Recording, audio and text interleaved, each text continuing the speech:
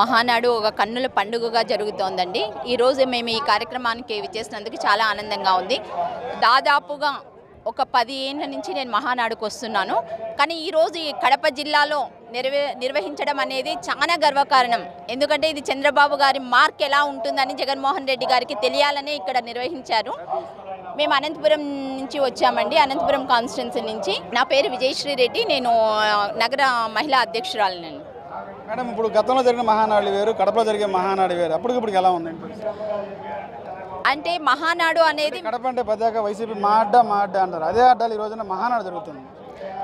అదే కదండి, జగన్మోహన్ రెడ్డి గారు ఏదైతే తను కంచుకోట, నాకు కడప జిల్లా నా కంచుకోట అన్న దాంట్లోనే బద్దలు కొట్టి ఈరోజు మేము నిలబడగలిగినాము అని అంటే మరి చంద్రబాబు నాయుడు గారి నాయకత్వం ఎలా ఉంటుంది, పిల్లల నాయకత్వం ఎలా ఉంటుంది అని తెలిసిపోయింది. ఇక్కడ మాకు చాలా గర్వకారణంగా ఉంది. ఇక్కడ జరుపుకోవడం మహానాడు మాకు చాలా గర్వకారణంగా ఉంది.